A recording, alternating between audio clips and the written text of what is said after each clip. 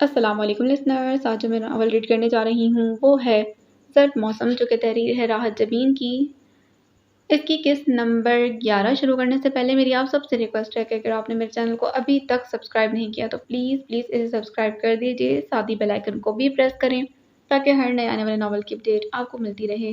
Video کو like تو ضرور ضرور ضرور ضرور کیا کریں اور ساتھ ہی کمنٹ بھی، کیونکہ ان چیزوں سے میرے چینل کی ریٹنگ بہت اچھی ہو سکتی ہے، لیکن پلیز آپ یہ کام ضرور کیا کریں کیونکہ میری کوشش ہوتی ہے کہ میں آپ لوگوں کی زیادہ سے زیادہ ریکویسٹ پوری کر سکوں۔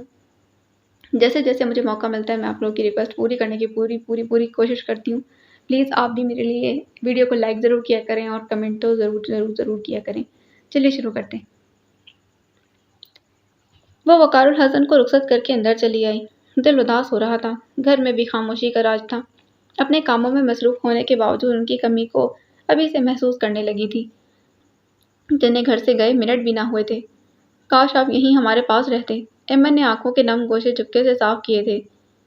یہ حقیقت تھی کہ اس کو وقار الحسن سے جتنے بھی گلے شکوے تھے سب کے سب اپنی موت آپ مر گئے تھے۔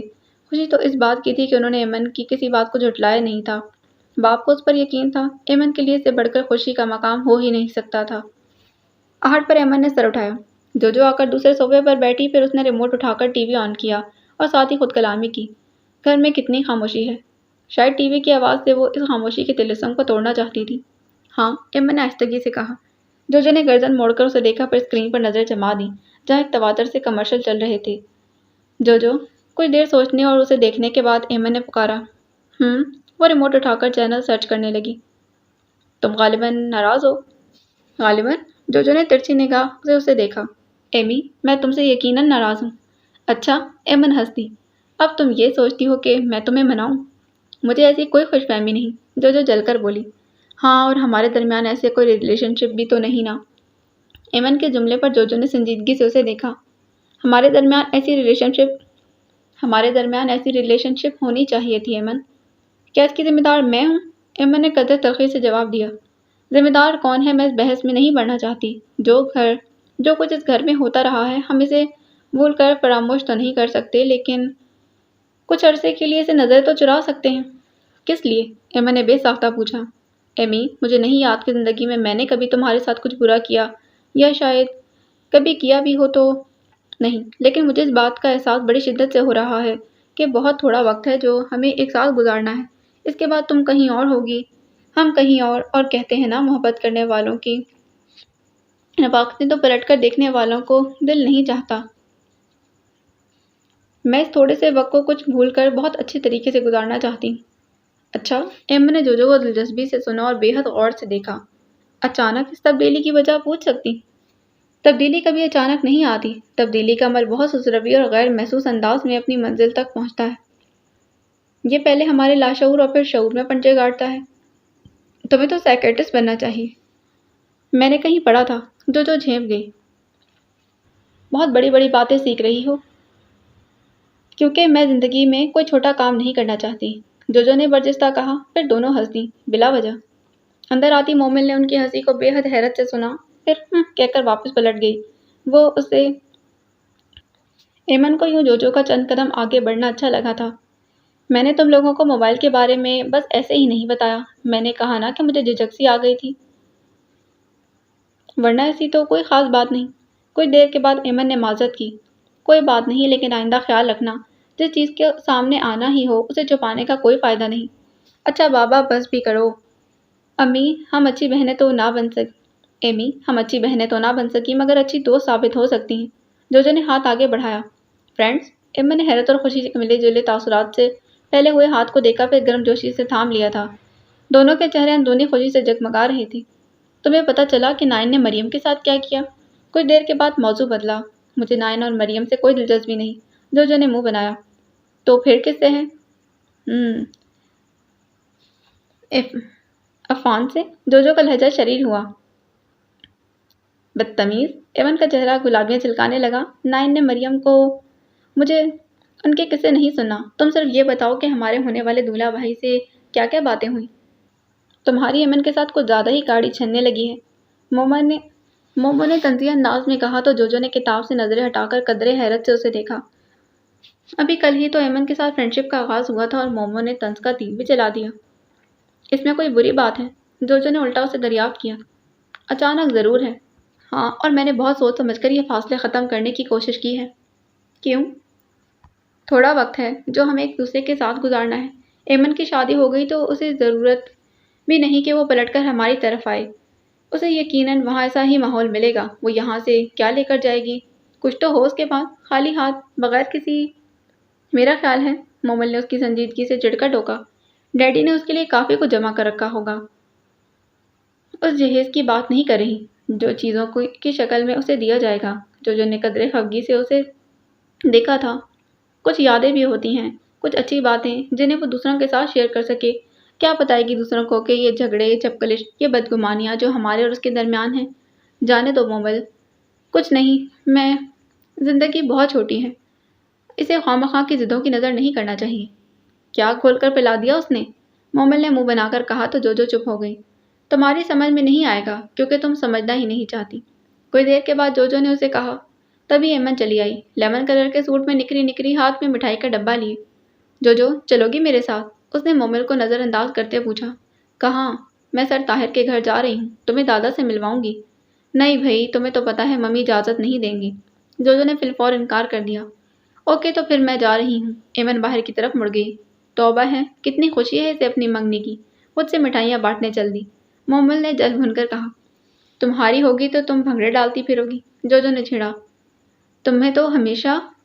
ان دونوں کی تکرار شروع ہو گئی تھی۔ ایمن نے سر جھٹکا اور باہر نکل گئی جہاں وہ اس کے لیے منتظر تھا۔ وہی ڈھلتی شام جس کے سارے ہی رنگ یکساں تھے، وہی نیم تاریک کمرے کی کھلی کھڑکی، ہوا کی زد میں پھڑپڑاتے کتابوں کے صفحے، صفحات سے لپٹی بوسیدہ یادیں، وہی اونگتے جاگتے دادا کلستہ طاہر محمود جسے پورا گھر چھوڑ کر یہی کمرہ راس آتا تھا۔ شاید اس گھر کی تنہائی اور وحشت تھی جو تمام ہونے کے باوجود انہیں ایک دوسرے کے قریب لے آتی تھی۔ کمرے میں اب حبس ہونے لگا تھا، اس کے باوجود وہ دونوں یہیں موجود تھے۔ تم نے اب کیا سوچا ہے؟ وہ کرسی پر بیٹھے بیٹھے اونگ چکے تھے، اس لیے تازہ دم ہو کر پوچھنے لگے۔ بیڈ پر اوندا پڑا اور سوتی جاگتی کیفیت میں عجیب و غریب الجھے ہوئے خوابوں میں کھویا تھا، ذرا سا کسمسایا، سر اٹھا کر انہیں دیکھا۔ اس نیم خوابیدہ نے دادا کو دبا دیا۔ میں پوچھتا ہوں۔ ان کی آواز قدرے بلند ہو گئی۔ اب تم نے کیا سوچا ہے؟ کس بارے میں؟ اس نے ایک بھرپور انگڑائی لے کر اکڑے ہوئے وجود کو پرسکون کرنے کی صحیح کی۔ وجود پسینہ پسینہ ہو رہا تھا۔ اسے خاص الجھن ہوئی، جی چاہا فوراً کسی نہر میں جا کر چھلانگ لگا دی۔ تمہاری شادی کے بارے میں؟ وہ جل کر گویا ہوئے۔ میرا ابھی کئی سالوں تک کوئی ارادہ نہیں، اس نے اطمینان سے کہا اور اٹھ کر بیٹھ گیا۔ یہ تمہارا نہیں، تمہارے نصیب کا فیصلہ ہے۔ کوئی پاگل ہی ہوگا جو تم جیسے نکمے، جاہل، بدتمیز اور بد کردار کو اپنی بیٹی دے گا۔ اسے تو اپنی بیٹی کا گلا گھونٹ دینا چاہیے، کم از کم میں تو اسے یہی صلاح دوں گا۔ کسے؟ طاہر محمود کو ان کی آخری گالی پر خاصا اعتراض تھا، مگر وہ پی گیا۔ جو تمہیں اپنی بیٹی دینے کے بارے میں سوچے گا۔ آپ کو مجھ سے کیا دشمنی ہے؟ سوچنا پڑے گا۔ میں نہا کر آتا ہوں۔ وہ اٹھا اور الماری سے تولیہ گھسیٹ کر باہر نکل گیا۔ در حقیقت اس نے دادا کو ٹالا تھا، حالانکہ جانتا بھی تھا کہ وہ جس سوال پر اٹک جائیں اس کا جواب لیے بغیر ٹلتے نہیں۔ تبھی جب وہ قدرے فریش موڈ لیے تولیے سے بال رگڑتا واپس آیا تو دادا نے وہی سوال دوبارہ سے داغ دیا تھا۔ تم نے نوکری کے بارے میں کیا کیا؟ سارا دن تو غور ہوتا ہوں۔ اس نے تولیہ کرسی پر اچھالا اور گنگا اٹھا لیا۔ نوکری کے لیے؟ نہیں، ویزے کے لیے۔ اچھا، دادا نے حیرت سے اسے دیکھا۔ ہاں دادا، میں نے فیصلہ کیا ہے، اب میں نوکری نہیں کروں گا، مجھے باہر جانا ہے، بہت سا پیسہ کمانا ہے۔ تنگ آ گیا ہوں میں یہ ٹکے ٹکے کی نوکری کرتے، چند سو کے لیے گھر بدتمیز بچوں اور جاہل والدین کے ساتھ سر کھپاتے ہوئے تھک گیا ہوں۔ اب یہ ذلت برداشت نہیں ہوتی۔ پیسہ پاس نہ ہو تو انسان کو انسان ہی نہیں سمجھا جاتا۔ رشتوں کی مضبوطی بلکہ رشتوں کی اساس پیسہ ہی ہے، اور مجھے اب ڈالر کمانے ہیں، ڈالر۔ کنگا ہاتھ میں لیے وہ جذباتی انداز میں کہتا چلا گیا۔ دادا نے اس کی بات کو استہزائی انداز میں مسکراتے سنا، پھر پوچھنے لگے، اور تمہیں یہ ویزا کون دے گا؟ ابھی باہر والوں پر برا وقت نہیں آیا؟ باہر والوں کا آیا ہے یا نہیں، مگر میرا اچھا وقت ضرور آنے والا ہے۔ اچھا، اور ویزے کے لیے رقم کہاں سے آئے گی؟ آپ کے خزانے سے، طاہر محمود نے اطمینان سے کہا۔ اس بھول میں مت رہنا، وہ غرائے۔ رقم کا بندوبست ہو جائے گا، آپ فکر مت کریں۔ تبھی کمرے کے دروازے پر دستک کے ساتھ کھنکتی آواز آئی تھی، السلام علیکم نانا۔ وہ اور نانا گویا کل سے گئے تھے۔ آؤ آؤ۔ شاید پہلی بار انہوں نے ایمن کی آمد پر فوری طور پر خوشی کا اظہار کیا تھا۔ طاہر محمود نے آئینے میں ابھرتے عکس کو دیکھا تھا، پھر بہت دیر تک دیکھتا رہا۔ یہ لڑکی اس کے حواسوں پر سوار ہونے لگی تھی۔ وہ تب بھی اسے اپنے تصور سے الگ نہیں کر پاتا تھا۔ ایمن آ کر دادا کے قریب پڑی دوسری کرسی پر بیٹھ گئی، مٹھائی کا ڈبہ درمیان میں پڑی میز پر رکھا۔ آپ کیسے ہیں؟ دادا کی خیریت دریافت کرنے کے بعد اس نے طاہر محمود سے پوچھا تو وہ چونک سا گیا۔ اچھا ہوں نانا۔ ہاں دادا نے بے ساختہ کہکا لگایا۔ یہ تمہاری غلط فہمی ہے۔ ایمن نے بمشکل اپنی ہنسی ضبط کی تھی۔ طاہر محمود بس گھور کر رہ گیا۔ جلدی ڈبہ کھولو، منہ میٹھا کریں، میں آج بہت خوش ہوں۔ انہوں نے ڈبے کی طرف ہاتھ بڑھایا۔ ایمن نے ڈبے پر اپنا ہاتھ رکھا۔ میں آپ سے بہت ناراض ہوں نانا جان۔ کیوں نانا کی جان؟ ناراض کس لیے ہو؟ دادا کا لہجہ یکسر بدلا ہوا تھا۔ کم از کم جب سے طاہر محمود یہاں آیا تھا، اس نے پہلی بار اس غصیلے بڈھے کے انداز میں ایک کھنکتی خوشی محسوس کی تھی۔ اس لڑکی کی آمد کا اعجاز ہے۔ آپ آئے نہیں؟ میں نے بہت انتظار کیا۔ ایمن نے شکوہ کیا۔ میں نے بتایا نا کہ نہیں آ سکوں گا۔ پھر بھی مجھے امید تھی۔ تم نے محسوس ہی نہیں کیا، میں وہیں تمہارے آس پاس ہی تھا۔ تم نے میری دعاؤں کے اظہار میں ہی تو انگوٹھی پہنی تھی۔ میری نیک خواہشات کا سایہ تمام وقت تمہارے ساتھ تھا، سر پر بادل کی طرح چھایا۔ بس تم نے محسوس ہی نہیں کیا۔ یہ وہ دعائیں تھیں جو میں نے کسی اور کے لیے سنبھال رکھی تھیں۔ یہ وہ خواہشات تھیں کسی اور کے حوالے سے میرے دل میں لگے۔ یہ وہ ارمان تھے جو کسی اور طرح سے پورے ہونے تھے، لیکن سب تمہارے حصے میں آ گئے۔ سب دعائیں تم پر نچھاور ہو گئیں۔ بہت سنبھال کر رکھی تھی یہ دعائیں، بس موقع پر کام آئیں۔ مجھے خوشی ہے کہ کام آئی ہیں، رائے گاہ نہیں گئی۔ وہ جذب کے عالم میں بولتے گئے تھے۔ ایمن متحیر سی انہیں دیکھتی رہی۔ پھر اس نے بہت الجھ کر پوچھا، نانا آپ مجھ سے اتنا پیار کیوں کرتے ہیں؟ وہ آنکھیں بند کر کے بیٹھ گئے، آنکھیں کھول کر اسے دیکھنے لگے۔ ان آنکھوں میں کیا تھا؟ شفقت اور محبت کا ٹھاٹھے مارتا سمندر، ایک پیاس، ایک حسرت۔ وہ آنکھیں بن ورژے بادل کی طرح تھیں جو اب مزید اپنے اندر نمکین پانیوں کو سہارے ہوئے تھیں۔ انہوں نے ہاتھ بڑھا کر آہستگی سے اس کی آنکھوں کو چھوا، پھر پیشانی کو۔ بوڑھے لبوں پر برسوں پرانا بوسہ بےتاب ہو گیا تھا۔ انہوں نے دونوں ہاتھوں میں اس کا چہرہ تھاما۔ نانا کیا رشتہ ہے میرا اور آپ کا؟ ایمن نے سرگوشی میں سوال کیا۔ ایک ہی تو رشتہ ہے۔ ایک آہ ان کے لبوں سے آزاد ہوئی۔ کہ کیا؟ ایمن کی سرگوشی بےتابی میں ڈھل گئی۔ ایک ہی تو رشتہ ہے، تم میری سارا کی بیٹی ہو، تم میری نواسی ہو ایمن۔ ایمن کے ساتھ ساتھ طاہر محمود بھی شدہ رہ گیا تھا۔ ایمن اپنی جگہ سے ہل نہ سکی۔ طاہر محمود نے دادا کو دیکھا، کچھ کہنا چاہا تھا، پھر جھنجھلا کر باہر نکل گیا۔ یہ بڈھا الوژن کا شکار ہے، یہ طاہر محمود کا خیال تھا۔ آپ لفظ ایمن کے لبوں پر ہی دم توڑ گئے۔ ہاں تم میری سارا کی نشانی ہو، تم اسی کا جگر کا گوشہ ہو۔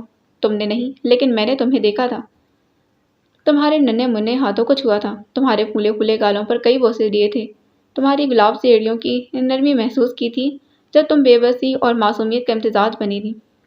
اس حیرت کدا کو اپنی شفاف آنکھوں سے دیکھ رہی تھی تو تم نے میری انگلی تھامی تھی، بس ایک لمحے کو، بس ایک ہی لمحے کو۔ وہ لمحہ آج بھی اس ہتھیلی میں محفوظ ہے، بہت سنبھال کر رکھا ہے۔ اکثر تمہاری اس نرم گرفت نے مجھے ہمیشہ سہارا دیا۔ ہاں ایک میری سارا کی طرح ہی ہو تم، بالکل اس کی جیسی ہو۔ وہ رو رہے تھے، اس کے ہاتھوں چہرے کو، بالوں کو آنسوؤں سے بھگو رہے تھے۔ سب یہی کہتے ہیں۔ ایمن کی سرگوشی میں ڈوبی آواز لڑکھڑا گئی۔ میں تمہیں کبھی نہیں بھول پایا، تم ہمیشہ میری دعاؤں میں تھی، تم بھی اور وہ بھی۔ وہ ایمن کے حلق میں پھندا سا پڑ گیا۔ وہ تو نہیں رہی۔ وہ ہے، انہوں نے زور دے کر کہا۔ وہ میرے اندر ہے، زندہ سلامت، خوش باش، اپنی دنیا میں مست۔ اسے خبر بھی تو نہیں کہ کوئی کس شدت سے اس کا منتظر ہے۔ وہ رونے لگی تھی۔ روتی ہوں؟ انہوں نے سیدھے ہو کر اپنے آنسو صاف کیے۔ یہ میرا اور اس کا معاملہ ہے تو مجھے تو میرے لیے کافی ہے۔ ہلکی پھلکی شفاف آنکھیں ایمن کے چہرے پر ٹکی تھیں۔ میں کتنا ترسی ہوں ان رشتوں کے لیے، کاش آپ مجھے پہلے مل گئے ہوتے تو یہ تشنگی تو نہ ہوتی۔ نانا جان آپ نے مجھے پہلے کیوں نہیں بتایا؟ اس نے بے اختیار شکوہ کیا۔ آپ کو کب پتہ چلا؟ بریسلٹ کو دیکھ کر۔ یہ اس نے بہت چاؤ سے بنوایا تھا۔ وہ بتایا کرتی تھی، ایمن نے آہستگی سے کہا، پھر پوچھنے لگی، آپ کے پاس ان کی تصویریں ہیں؟ میں نے سب جلا دیں۔ اس نے تحیر سے پوچھا، کیوں؟ رہنے دو، صرف اپنی باتیں کرو، انہوں نے ٹوک دیا۔ اس شام ایمن نے بہت باتیں کی تھیں۔ پہلے پہلے بھی ان کے ساتھ شیئر کرتی تھی، مگر اب کوئی پردہ نہ تھا، اس لیے وہ بے تکان بولتی رہی اور وہ خاموشی سے سنتے رہے۔ ماما کی باتیں کریں، ایمن نے کئی بار فرمائشیں کی تھیں، مگر وہ ٹال گئے، یہاں تک کہ باور اسے لینے آ گیا تھا۔ اپنے رشتے کی بابت کسی سے کچھ مت کہنا، انہوں نے جاتے جاتے منع کیا۔ کیوں؟ ایمن نے حیرت سے انہیں دیکھا۔ اس کا خیال تھا کہ وہ جاتے ہی یہ خوشی سب کے ساتھ شیئر کرے گی۔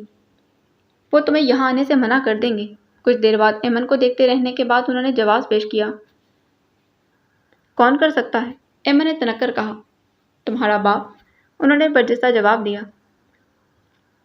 وہ تو یہاں نہیں رہتے، اور جو یہاں رہتے ہیں مجھے روک نہیں سکتے۔ میں نے کہا نا، کسی کو مت بتانا۔ ان کے لہجے میں سختی درائی تو ایمن کو خاموش ہونا پڑا، لیکن خوشی اس کے انگ انگ سے پھوٹ رہی تھی۔ چہرے پر کھلتی مسکان، خوشی اور چہرے پر کھلتی مسکان، آنکھوں کی چمک۔ عفان سے منگنی کا جاز سمجھ رہے تھے سب، اور طاہر محمود کے لیے اپنے جذبوں پر بند مانا دشوار ہونے لگا۔ رنگوں والی خوشبو سی لڑکی راتوں کی نیندیں اڑانے لگی تھی۔ دن تو دنیا کے جھمیلوں میں گزر جاتا، لیکن رات وہ پوری تگ و دو کرتے رہتے، مگر اس کے پاس آ کر مسکرانے لگتی تھی۔ چور نظروں سے ایمن کو اپنے اندر جذب کرتا رہا، جو ہر بات سے لائق دادا سے گھنٹوں باتیں کیا کرتی، ان کے لیے خود کھانا بناتی، الماریاں درست کرتی، بستر کی چادریں درست کرتی، گھر صحرا کا منظر پیش کرتا ہے نانا جان۔ ایک دن اس نے ڈھنڈار گرم صحن میں دم توڑتی دھوپ کو دیکھ کر کہا، گلستان میں کیسے بدلیں؟ انہوں نے ہنس کر پوچھا۔ آج کل وہ اکثر ہنسنے لگے تھے۔ مجھے کچھ پودے منگوا دیں، اچھے سے گملوں میں۔ ان کا چہرہ ایک دم متغیر ہوا۔ یہ اسی طرح ٹھیک ہے، مگر وہ ایمن کہاں جو مان جائے۔ اس نے منوا کر چھوڑا۔ پورا صحن سرسبز و شاداب پودوں سے بھر چکا تھا۔ ترتیب ٹھیک کرتی اور بولتی جاتی، آپ کو پتہ ہے ہمارے گھر میں اتنا بڑا لان ہے، جب ممی وہاں تھیں تو آپ جایا کرتے تھے؟ وہ خود ہی سوال کرتی، پھر خود ہی جواب دیتی، لیکن آپ تو ان سے خفا تھے۔ پھر سب کام چھوڑ چھاڑ کر قریب آتی، عقب سے دونوں ہاتھ ان کے کندھوں پر ٹکا کر پوچھتی، ان کی شادی اتنا بڑا جرم ہے کہ پسند کی شادی کیا اتنا بڑا جرم ہے؟ آپ نے ممی کو معاف ہی نہیں کیا۔ آخر میرے ڈیڈی میں کس چیز کی کمی ہے؟ ایک رائٹ مین کا انتخاب کیا تھا انہوں نے۔ ان لمحوں میں وہ اس طرح چپ سادھ لیتے کہ ایمن جھنجھلا جاتی۔ آپ ان کے بارے میں بات کیوں نہیں کرتے؟ میں اس بارے میں بات نہیں کرنا چاہتا۔ ان کا سپاٹ سا لہجہ ایمن کے حوصلے پست کر دیتا۔ طاہر محمود یہ سب دیکھتا اور خاموش رہتا۔ اس کے لیے یہی کافی تھا کہ اس طرح ایمن کا زیادہ دن یہیں گزرتا تھا۔ وہ اپنی منگنی کی تصویریں لے کر آئی تھی۔ یہ تصویریں دونوں اطراف کی تھیں، جب اس کے گھر والوں نے انگوٹھی پہنائی تھی۔ عفان کے سنجیدہ چہرے پر شریر سی آنکھیں ہر تصویر میں نمایاں تھیں۔ کتنی بار ان تصویروں کو دیکھا، جس میں عفان کے کزنز بھی موجود تھے، ایک سے ایک حسین۔ ان میں سے اکثر عفان کی طلبگار تھیں۔ دو ہمیں، تمہیں اپنی دیورانی بنانے کے لیے کتنے پاپڑ بیلے ہیں ہم نے۔ مائرہ نے فخر سے کالر جھاڑتے ہوئے کہا۔ ایمن کچھ اور مغرور ہو گئی۔ کچھ تو ایسا ہے مجھ میں جو اس کی نظر سب کو چھوڑ کر مجھ پر رکی۔ آئینے کے سامنے ہر زاویے سے خود کو دیکھتے اس نے کئی بار سوچا، جلدی سے شربت بنا کر لاؤ۔ دادا اپنے سامنے تصویر کھولے بیٹھے تھے۔ ایمن اٹھ کر کچن میں چلی آئی۔ تبھی طاہر محمود بھی بالوں میں انگلیاں چلاتا وہیں چلا آیا تھا۔ ایمی، ایک کپ چائے ملے گی؟ وہ کچن کے دروازے میں ذرا کی ذرا رکا تھا۔ ضرور، ایمن نے چینی جگ میں گھولتے کہا۔ اب تو طاہر کے ساتھ کزن کا رشتہ بھی تھا، وہ بے تکلفی سے بات کر لیتی۔ لیکن طاہر بھائی، اس نے طاہر کو جب بھی اس نئے رشتے کے حوالے سے مخاطب کرنا چاہا تو وہ خاصا ناگوار گزرتا تھا، مگر وہ اسے ٹوک نہیں سکتا تھا۔ آپ زیادہ چائے مت پیا کریں۔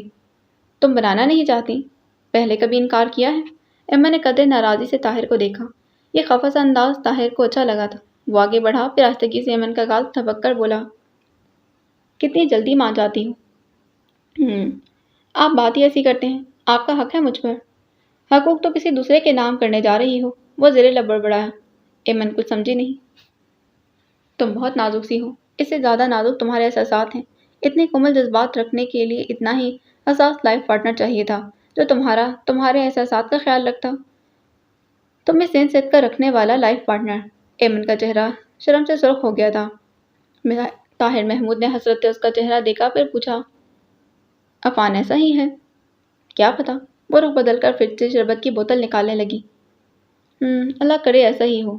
طاہر زیر لب بڑبڑایا، مگر اس کی بڑبڑاہٹ ایمن نے ضرور سنی تھی، تبھی الجھ کر اسے دیکھا۔ آپ کو کیسا لگتا ہے؟ طاہر نے بہت غور سے فیروزی کپڑوں میں ملبوس ایمن کو دیکھا، پھر ہلکی سی سانس کھینچی۔ لگتا ہے ایمی کہ وہ ایسا نہیں ہے۔ اس نے گردن موڑ کر طاہر کو دیکھا، وہ شربت بنانا بھول گئی۔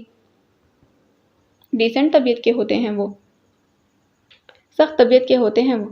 کومل جذبات اور نازک احساسات ان کے نزدیک کچھ معنی نہیں رکھتے، نہ اپنوں کے نہ دوسروں کے۔ لیکن میری دعا ہے کہ تمہارے ساتھ ایسا نہ ہو، مگر میں نے فوجیوں کی بیویوں کو ایسے ہی دیکھا ہے۔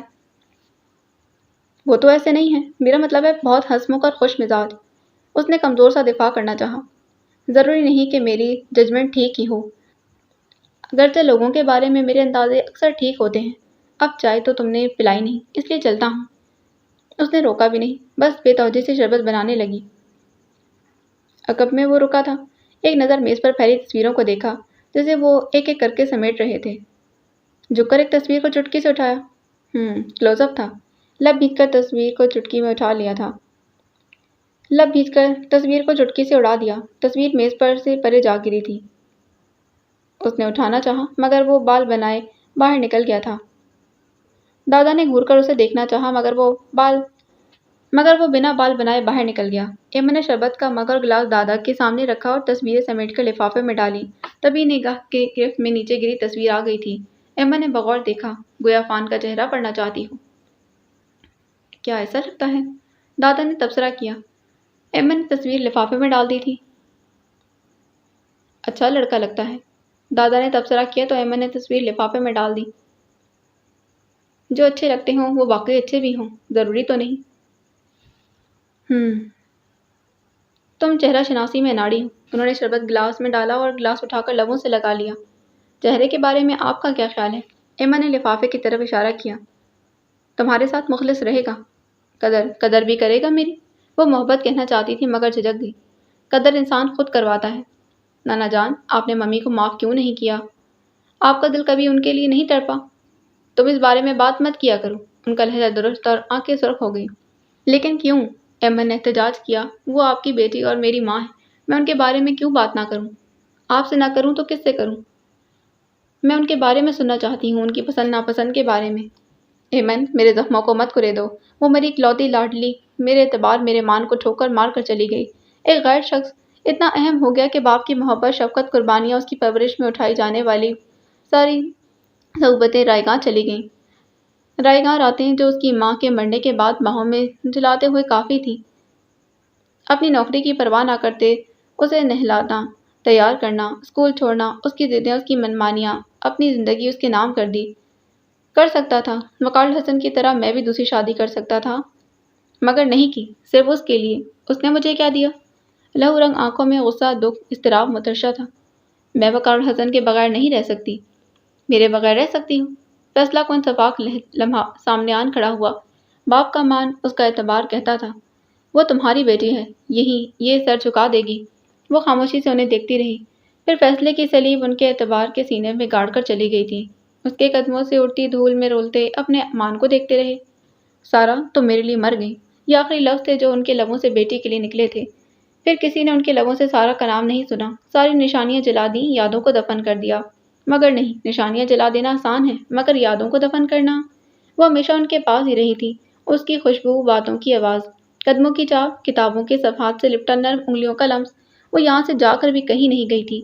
لوگ کہتے تھے انہوں نے بیٹی کو کبھی یاد نہیں کیا۔ کمرے میں تنہائی گواہ تھی کہ وہ اسے کبھی بھولے ہی نہیں تھے۔ وہ ان سے زیادہ دور نہ تھی، اکثر آ جاتی تھی، قدموں کو تھام لیتی، وہ کٹور بن کر ٹھکرا دیتے۔ وہ مایوسی کی چادر اوڑھے لوٹ جاتی تو بے چینی ان کے انگ انگ میں بس جاتی۔ پھر وہ اسے خط لکھتے، میں نے تمہیں معاف کر دیا ہے سارا، تم گھر واپس آ جاؤ۔ ایسے خط جن پر کبھی کوئی ایڈریس نہ لکھا تھا۔ وہ خطوط میں معاف کرتے رہے، مگر زبان سے کبھی نہ کہہ سکے، یہاں تک کہ سارا دنیا سے ہی منہ موڑ گئی تھی۔ وہ میرے لیے پہلے ہی مر گئی تھی۔ خدیجہ بھی پیغام دینے آئی تو کسی شفاق کی طرح کہہ دیا تھا، مگر بند کمرے کی دیواروں نے ان کے بین لپٹتے رہے تھے۔ ان کی بوڑھی آنکھوں سے برستے آنسو رات کا دامن بھگو دیتے تھے۔ وہ نہیں جانتے تھے کہ ان کی انا بڑی تھی کہ کیا، جس نے انہیں ہمیشہ اضطراب میں مبتلا رکھا۔ کاش میں اسے معاف کر دیتا۔ ایک پچھتاوا سا اندر چٹکیاں لیتا۔ دوسرے پل وہ شفاق لمحہ ان کے سامنے آن کھڑا ہوتا جب انہوں نے سارا کو انتخاب کا حق دیا تو اس نے انہیں ٹھکرا کر وقار الحسن کو منتخب کیا۔ وہ آج تک سمجھ نہ سکے کہ کیا تھا اس شادی کے پیچھے، کہ ان کی بیٹی اس طرح بھٹک گئی تھی۔ سارا کو کہاں ملا اور کیسے؟ جب وہ سارا کا دعوے دار بن کر سامنے آیا انہیں تو تب ہوش آیا تھا، مگر پانی سر سے اوپر جا چکا تھا۔ اور ایمن کہتی ہے، آپ نے وہ بریسلٹ کیسے پہچانا؟ میں تو سارا کے ہر اس سوٹ کا رنگ تو بتا سکتا ہوں جو وہ یہاں پہن کر آتی تھی، اور یہ تو ہمیشہ اس کے بازو میں رہا کرتا تھا۔ اس کی طویل خاموشی سے ایمن جھنجھلا گئی تھی۔ میری سمجھ میں نہیں آتا کوئی اپنی اولاد کے لیے اتنا شفاق کیسے ہو سکتا ہے؟ ایمن نے قدرے غصے سے کہا، پھر تصویروں والا لفافہ اٹھا کر بغیر خدا حافظ کہے گھر سے نکل گئی تھی۔ تم سمجھ ہی نہیں سکتی، تم خود سارا کی جگہ سوچتی ہو۔ انہوں نے دوسرا گلاس لبوں سے لگا لیا تھا، اندر ایک آگ بھڑک اٹھی تھی جو کہتی ہے کہ اسے معاف کر دوں۔ اتنا نہیں جانتی کہ اگر اسے معاف نہ کر چکا ہوتا تو کیا اس کی اولاد کو یوں گلے سے لگاتا۔ موبائل کی میسج ٹون سے ایمن کی آنکھ کھل گئی تھی۔ آنکھ کھلی تو اس کی سماعتوں سے کھڑکی پر دستک دیتی بارش بھی سنائی دی تھی۔ اوہ بارش اور تاریک رات سے اسے آج بھی خوف آتا تھا۔ اس نے تکیے کے نیچے سے موبائل نکال کر بغیر نمبر دیکھے میسج کھولا۔ کھڑکی کھول کر باہر دیکھو۔ ایمن کے لبوں پر مسکراہٹ بکھر گئی۔ عفان نے 1-2 بار فون کیا تھا، ہمیشہ ہنسی مذاق میں بات ٹل جاتی تھی۔ وہ اس کی طرف سے بھرپور اظہار محبت کی منتظر تھی جو ابھی تک سامنے نہیں آیا تھا۔ ایک انگڑائی لے کر وہ اٹھی، نہ جانے کس جذبے کے تحت کھڑکی کھول دی تھی۔ تیز ہوا کے ساتھ بارش اندر آئی اور اسے بھگو گئی تھی۔ ایمن پھیری لے کر پیچھے ہو گئی تھی۔ اونچے لمبے درخت اور ہواؤں کی شریدہ سرینے، رات اپنی تمام تر ہولناکی کے ساتھ اس کے سامنے تھی۔ ایمن نے کوشش کی کہ یہ ہولناکی اس پر اثر انداز نہ ہو۔ کچھ دیر ڈٹی رہی تھی، پھر تیزی سے کھڑکی بند کر دی اور بستر میں دبک گئی۔ وہ اچھی خاصی بھیگ گئی تھی، اسے ہلکی ہلکی ٹھنڈ بھی لگ رہی تھی۔ موسم کتنا بدل رہا تھا۔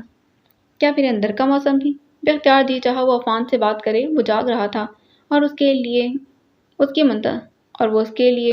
اس نے جھجکتے ہوئے نمبر ملایا۔ دوسری طرف بیل جاتی رہی، یہاں تک کہ وہ مایوس ہو کر بند ہو گئی جب اس کی نیم خوابیدہ آواز سنائی دی تھی۔ ہیلو، السلام علیکم۔ ایمن کی آواز خود بخود مدھم ہو گئی۔ کون ایمن؟ عفان نے چونک کر پوچھا۔ گویا اس نے بھی بغیر نمبر دیکھے کال ریسیو کی تھی۔ جی میں۔ ایمن کو شرمندہ ہوئی۔ خیریت؟ اس وقت ایمن شرمندہ ہونے کے ساتھ ساتھ چڑھ گئی تھی۔ کس قدر بن رہا تھا؟ آپ کا میسج ملا تھا اس لیے کال کی۔ میرا میسج؟ رات کے 2 بجے۔ وہ بے حد حیران ہوا۔ او اللہ کی بندی، یہ وقت شریفوں کے سونے کا ہے۔ اچھے بچوں کی طرح سو جاؤ، صبح بات کریں گے۔ غم اور غصے سے ایمن کا وجود کانپ گیا تھا۔ تیزی سے کال منقطع کی۔ کیا سمجھتا ہے خود کو؟ ایڈیٹ، میں مری جا رہی ہوں اس سے بات کرنے کے لیے؟ جان پوچھ کر ستاتا ہے، ویلیو بنانے کے لیے۔ میں بھی اب بات نہیں کروں گی۔ کچھ دیر کھولتے رہنے کے بعد اس نے میسج دوبارہ کھولا اور ساتھ ہی نمبر دیکھا تو بری طرح چونک گئی تھی۔ نمبر انجانا تھا۔ اس کے موبائل پر صرف ایک ہی نمبر سے کال آتی تھی اور وہ عفان کا نمبر تھا۔ ایمن کے ذہن میں دور دور تک نہ تھا اس نے یہ نمبر کسی اور کو بھی دے رکھا تھا۔ باقی تمام رات یوں ہی کھولتے ہوئے گزری تھی۔ اگلے دن عفان کا فون آیا تو ایمن نے ریسیو نہیں کیا، بلکہ بار بار کال کرنے پر موبائل ہی آف کر دیا۔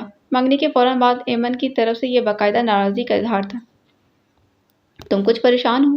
ایمن نے بے حد حیرت سے دیکھا، پھر ٹرے سامنے رکھ دی تھی جس میں چائے کے ساتھ فرینچ فرائز اور کیچپ تھا۔ اب وہ اکثر طاہر کی خاطر تواضع اسی طرح کرتی تھی۔ طاہر کی طرف ایمن کا یہ جھکاؤ مہرالنساء کے لیے خاصے چنبے کا باعث تھا، مگر وہ چپ تھی۔ پریشان تو نہیں ہوں۔ ابھی مومل اور برجس کے آنے میں دیر تھی اس لیے وہ بیٹھ گئی، لیکن الجھی ہوئی ضرور تھی۔ ہاں، ایمن نے اعتراض کیا۔ کیا اس کا تعلق عفان سے ہے؟ طاہر نے تکا لگایا جو کچھ ٹھیک نشانے پر لگا تھا۔ آپ کو کیسے پتا چلا؟ ایمن نے حیرت سے آنکھیں پھیلائیں۔ طاہر محض مسکرا دیا۔ طاہر بھائی، آپ کو ہر بات کا پتہ چل جاتا ہے؟ ایمن متاثر ہو کر پوچھنے لگی۔ ایمن بی بی، جو لوگ دل سے قریب ہوتے ہیں ان کی الجھنیں بنا کہے ہی سمجھ جایا کرتے ہیں، جہاں کہنا پڑے وہ تو رشتہ مضبوط نہ ہو۔ طاہر کا لہجہ سنجیدہ مگر معنی خیز تھا۔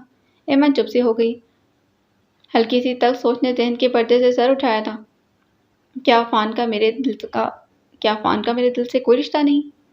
جواب مبہم تھا، اس لیے گھبرا کر بول اٹھی۔ اس لیے مجھے خود پسند کیا ہے۔ اس نے مجھے خود پسند کیا ہے۔ طاہر نے اطمینان سے چائے کا گھونٹ بھرا، پھر سمجھانے والے انداز میں کہنے لگے، پسندیدگی اور محبت میں فرق ہوتا ہے ایمن۔ اس نے تم سے محبت کا اظہار تو نہیں کیا، بس دیکھا اور رشتہ بھیج دیا۔ اتنی جلدی کیے جانے والے فیصلے پائیدار نہیں ہوتے۔ کل کو اس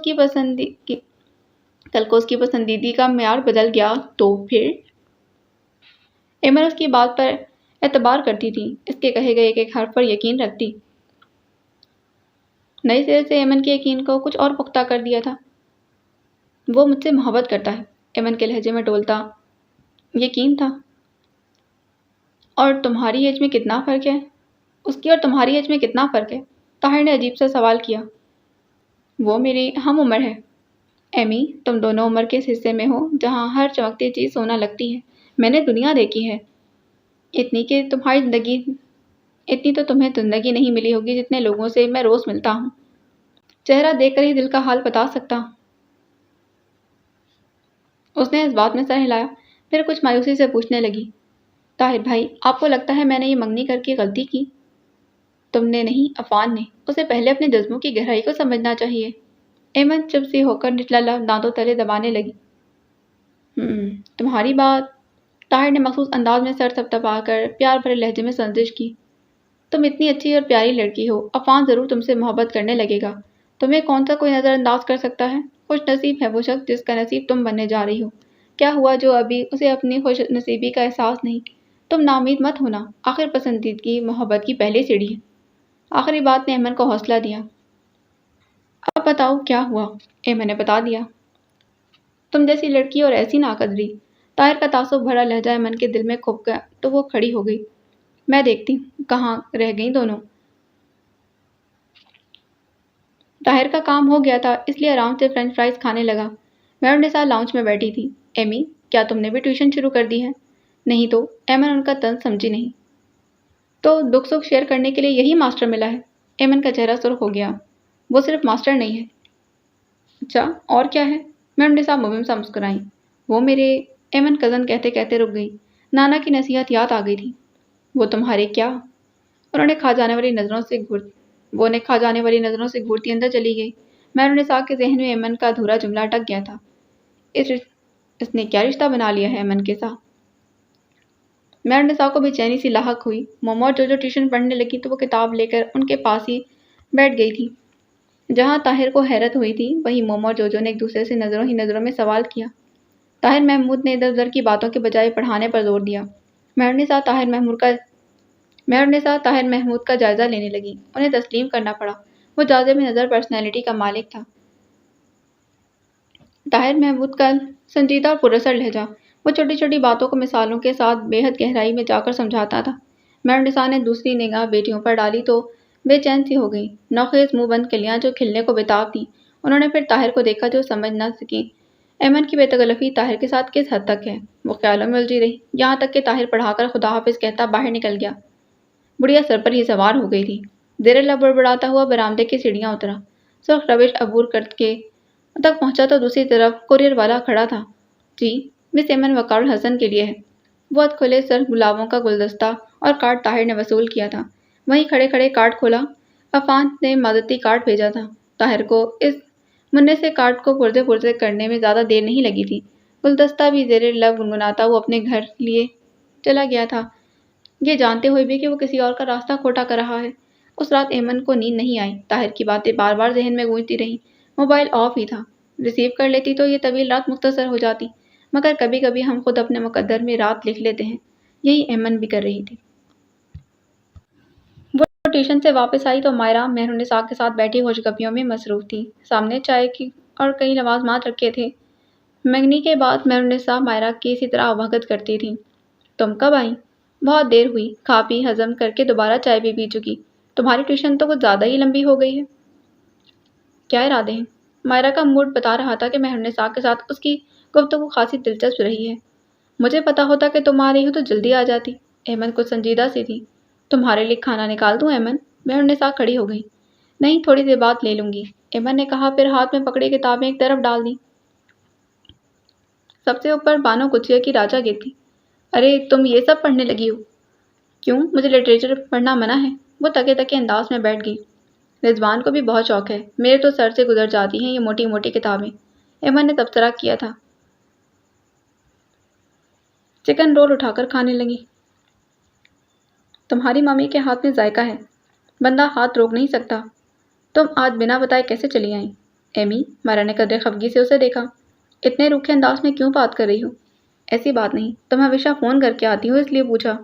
چلو تمہارے کمرے میں چل کر بیٹھتے ہیں۔ وہ کھڑی ہو گئی۔ ایمن نے چکن رول کی پلیٹ اور املی کی چٹنی والی پیالی بھی ساتھ لے لی تھی۔ دوپہر میں کچھ کھایا بھی نہیں تھا، وہ عروج پر تھی۔ عفان سے ناراض ہو؟ مائرا نے آتے ہی پہلا سوال یہی کیا۔ ہاں۔ میں کیوں سے ناراض ہونے لگی؟ ایمن قدرے تنک کر بولی۔ ناراض ہونے کے لیے کسی تعلق کا ہونا ضروری ہے۔ گویا تم دونوں کے درمیان کوئی تعلق ہی نہیں، اور یہ اب اسے کیا نام دو گی؟ مائرا نے اسے انگلی میں پہنی انگوٹھی کی طرف اشارہ کیا۔ وقتی پسندیدگی۔ مائرا نے بے حد حیرت سے اسے دیکھا، پھر تشویش سے پوچھنے لگی، کیا تم دونوں کے درمیان جھگڑا ہوا ہے؟ ہمارے درمیان جھگڑا تو ہوا ہی نہیں، اس نے دوسرا رول ہاتھ میں لے لیا تھا، مگر اب بھوک مر سی گئی تھی۔ تم بہت عجیب باتیں کرنے لگی ہو۔ وقتی پسندیدگی بہت سے لوگوں کے لیے ہوتی ہے، اس کی وجہ سے کوئی منگنی تو نہیں کروا لیتا۔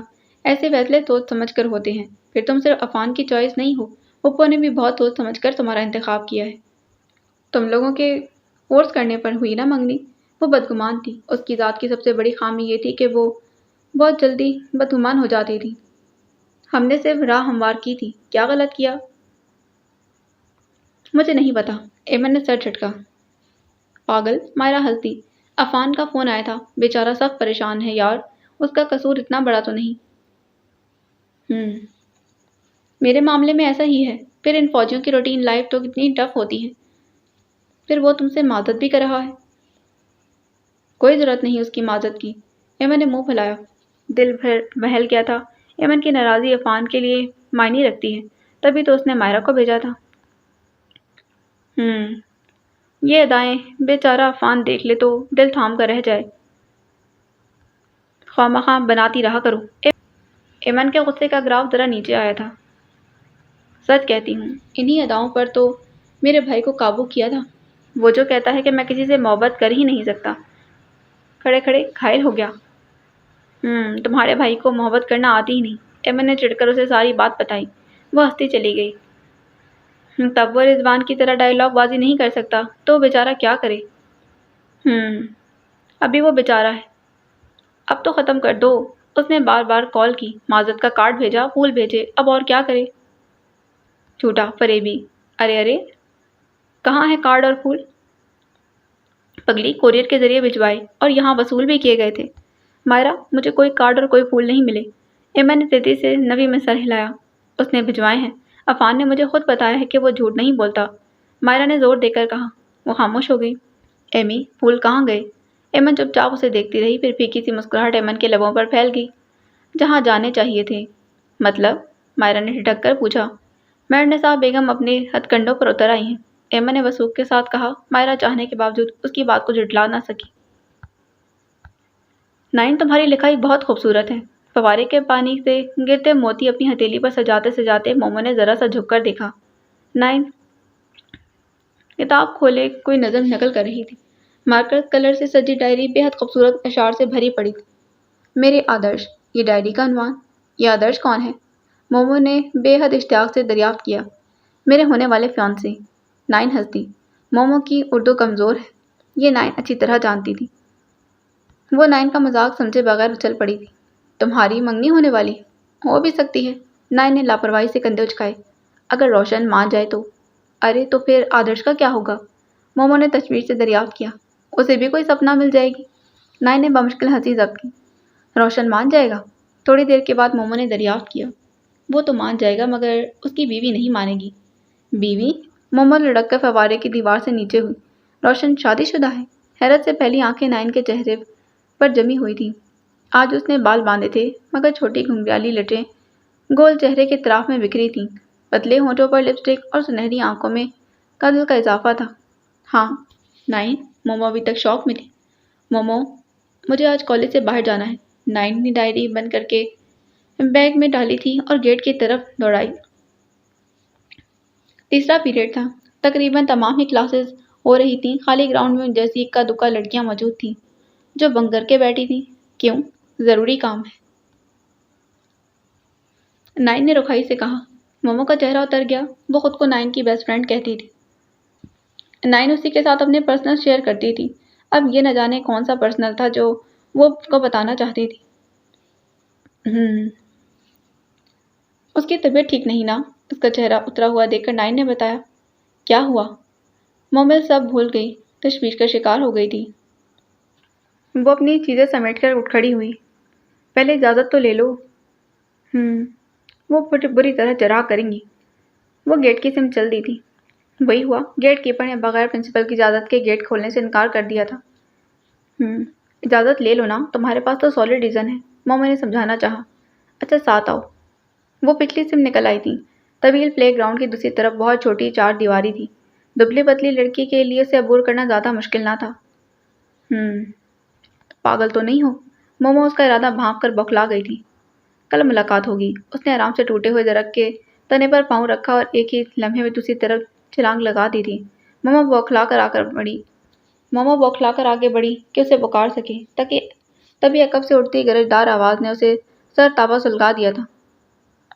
وہ اپنی جگہ منجمد سی ہو گئی تھی۔ جلدی آئے نا۔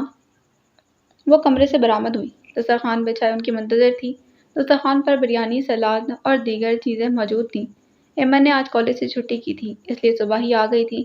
بطول کے سر پر کھڑے ہو کر صفائی کروائی، کچن سے فالتو سامان نکلوایا، اس کے لاک چیخنے پر سب کچھ ردی والے کے حوالے کرنا چاہا، پھر خود ہی بنا دیا۔